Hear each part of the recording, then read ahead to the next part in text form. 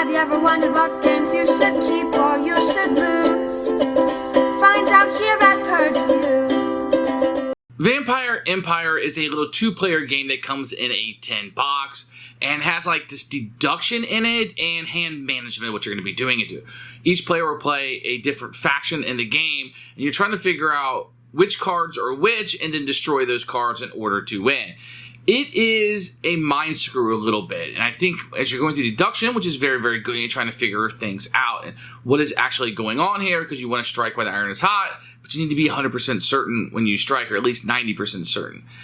Here's where the game is a little difficult. So it's not a game you can play casually, I don't think. I think it rewards multiple play. So once both players know the cards better, I think the game is going to flow better. If somebody's played this a lot and somebody else hasn't, I think it's going to be a little bit of uneven balance. And that's a negative towards me. I feel like I play games more casually. We're not going to know the deck that well. We want to throw some cards down. And this is a game that's going to reward multiple plays. So if you're looking for a game with replayability, you want a game that you can grow with, this will definitely be it. If this is something you're going to stick on your shelf and play every couple of years, this is not going to be that game whatsoever. The artwork was okay to me. It wasn't something that was appealing to me. You may like that. I think the gameplay was fun. The deduction was fun. But I can't keep every game. I have another game in the two-player Cosmos series, Dracula, I think plays similar enough to this with the same theme that I did enjoy a little bit more. I enjoyed those components a little bit more. So it's just you can't keep every game. This is a game with a very fun backing. People really like this game. And I think that if you like that deduction and you like kind of the card play and you want a game you really can get your money's worth out of it, while this game is usually sold at a budget price, this would be it. So this is a really good game. It's one of those hard ones that I'll be purging, but I can also recommend at the same time. Here's Vampire Empire. Comes in a 10. You can see the human and the vampire going after each other right there. You get a rule book, which we'll take a look at in a few minutes, and a player aid. You're going to get a nice little bag that will come in here. It's nice and black like everything else in this game. You're going to get some tokens and chips, and these are pretty thick, very nice. The artwork, you're either going to like it or you're going to hate it, I think, with this one. You are going to get some cards here. Very thin, not the best quality, but one for each deck. You can see the artwork on it is okay. The graphic design looks like something out of the 90s, but the cards are very, very thin. These character cards will come sleeved, and the reason for that is because they are double-sided. You can see the maid here, and on the other side is the vampire side. And you can see she's breastfeeding. So, maybe not the right thing for kids or not safe for work or whatever, but your mileage may vary. The 10's okay. Everything fit in here fine if you don't mind 10s, but the components are okay.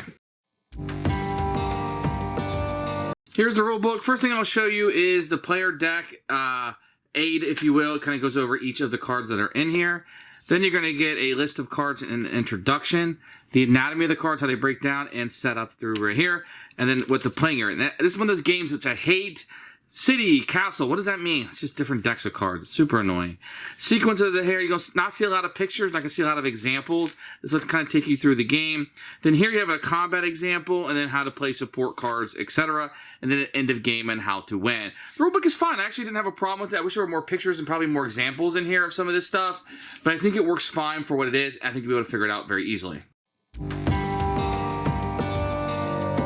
So to set the game up is going to be very easy. You're going to take the deck of characters and you're going to put 3 of these out. So these will be what they call the castle.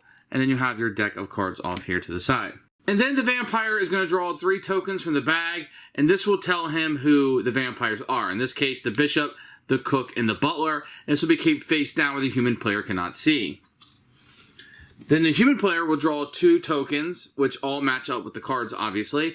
And they will know that these 2 people, to keep this hidden, are not. So the monk and the nun are not vampires, so they'll kind of set aside, and it gives a little information to start the game out on. Each player has their own deck of cards. They'll shuffle them up, and they'll draw some cards to start the beginning of the game. Now, first thing you do on a turn is you can discard as many cards as you want. You just put those in your discard pile, and you can draw some new cards that will replace the ones that are discarded. So if you discard 3 cards, then you will draw 3 cards into your hand and kind of reset. So that's the first thing you can do. The second thing you can do as a vampire player is you could reveal who the vampire, one of the vampires is. So I would say, okay, the cook is a vampire. There might be strategic reasons, like you can only do combat with a vampire. So, and you want to have the 3 vampires up here as one of the win conditions. So anyway, you may reveal this if you choose to.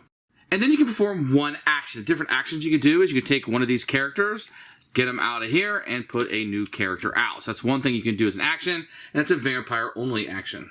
One action that a human player can do is play 2 holy waters, discard these cards, and then you can ask about a certain character. For example, you can say, is the Lord, is he a vampire or is he a human?